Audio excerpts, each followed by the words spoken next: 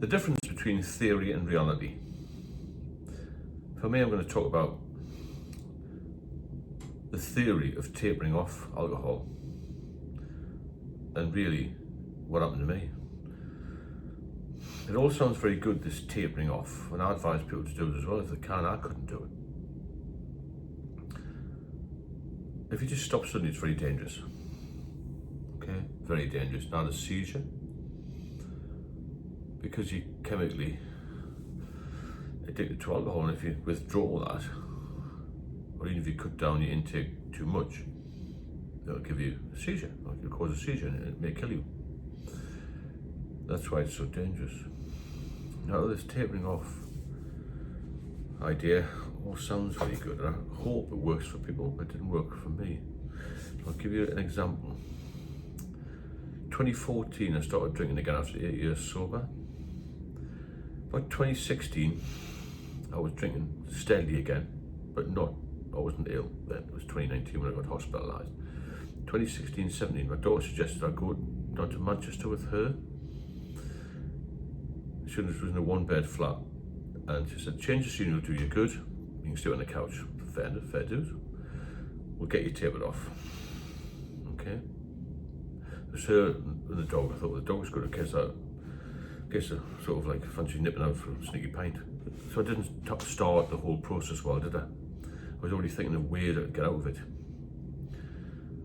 So anyway, she was aware that I couldn't just stop drinking. I had to try and taper off. So I got 2 boxes of 24. I think it was 24 each. Still, that'll do me for a few days. So we started, I think, 24 and started to work on this tapering off, carry on. Now, this is the theory that let's just use 20 as an example. You start on 20 one day, and then you cut down to 19, 18, and so on. Not not 1, 2, 3, 4, 5, that sort of thing cut down by maybe sort of 7, 20 for 2 days, 19 for 3 days. Not too rigid, a bit flexible. So we started on that for about a week or so. And I was drinking, maybe going from 20 to about 12, 13. So she used to go to the office, I used to think, well, I feel a bit better now. I'll just nip out with the dog. Great excuse, dogs. Find a little boozer. Got myself in there. As soon as you go to a pub, you got friends, haven't you? All right, how's the dog? Where you from? All this sort of crap. Then you become your best mates, don't they? Now, she would come back and think, well, you've only had 12, that's really good. You've done really well. Oh, great, I'm doing right. But really, it's like a little holiday to you, isn't it? You're still drinking, you still, spend a bit of time with your dog, or a bit of entertainment, a bit of takeaway, have a nice meal, watch a bit of telly, all that sort of thing. You're still drinking. You're supposed to be there to taper off. That's the theory. So as time goes on, you think, so you're doing right, 2 weeks, you're down to 10. Still going to local supermarkets, taking a couple of boxes in her car, so there was always a supply in the flat. But I wasn't ill then. I was sort of semi-enjoying it, really. Change of scenery. Never to the supermarket, take the dog out. Now, I was supposed to be there to come off the drink.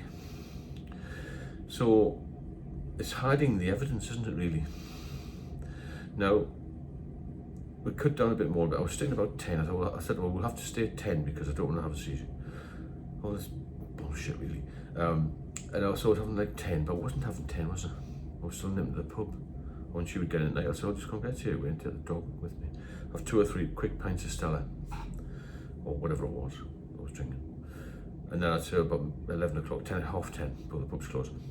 When she's got to bed, I'll just take the dog out because you need to go to the loo before bedtime and all that sort of thing. I went to the pub again, didn't I? And then I started to buy stuff from the off license to have another supply. So all the time this theory was that I was going to cut down. It looked as if it was, you see, from outside, but it wasn't. I'm just lying to myself. That's what people do, they lie to themselves. And they lie to other people as well. Because when you're in active addiction, you do anything but face the truth.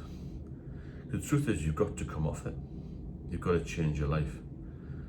You've got to be bold, you've got to be tough, you've got to be, you have to have an incentive, you have to have a strong want to stop drinking. If you haven't got that, there's no point even trying, really. I did try to get diazepam, but I think most of the doctors now will just advise you try to cut down, but not too quickly, because that will cause a seizure. So you're stuck between a rock and a hard place, really. What I'm trying to say is, if you get a chance to do this taper, then do it, but do it with some conviction. You know, say to yourself, right, what I'm going to do is I'm drinking 12 units a day, 12 pints a day, whatever it is, 12 glasses of wine, whatever it is you drink, and start to cut down. 20 for 10 days, 19 for 5 days, because it takes a long time to come off it.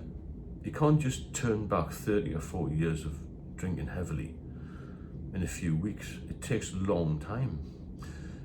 And another problem I had is I did taper off a few times, I never did it successfully.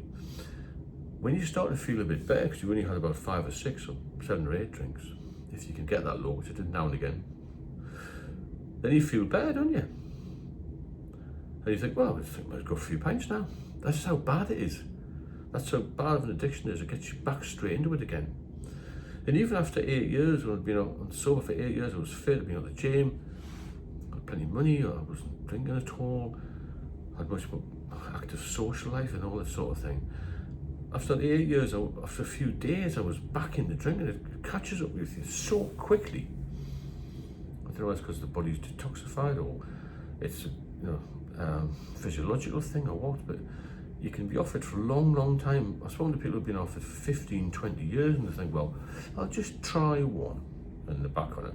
I know a lad quite well. He's had pancreatitis twice. It's very serious. Intensive care twice, and he was off the drink for a year until he felt much better. Because you do when you don't drink, when you're sober. He was doing more, a bit more active, eating properly, living a sober life really. One day he went out with his wife and she had a couple of drinks and I think he had a half a lager. Then about a month he was back on it. Now he takes 17 tablets a day. He drinks every day. He had the chance to be sober, as I did many times. This is my last chance, because in 2019 I was told by a very good doctor, if I drank again I'd die within 6 months. That was the wake-up call I needed, but I don't want you to get that far. Too much of a risk. You've got to try and get off it when you can. So if you get a chance to taper off, do so. But don't just look at it as a theory, look at it in reality and be true to yourself, is what I'm saying. You know you're going to have to cut down. Don't think because you feel better, oh, I'm going to have some more. If you've got the opportunity to try and come off it, come off it. Because when you get off it, life's wonderful again. And your whole world will open up. And you feel better, you'll sleep better, you'll look better, you'll be better, you'll be more reliable. And people love you for it. You love yourself as well. Because when you're in active addiction, you hate everybody, you hate life, you hate yourself. You don't look after yourself. It was a chore, it's hard work, life's hard work. When you're sober, life's amazing, it truly is. If you have any comments, please drop me a line. If you benefit from the channel, or you know someone else who will, then please share it and subscribe. And I'll speak to you all soon.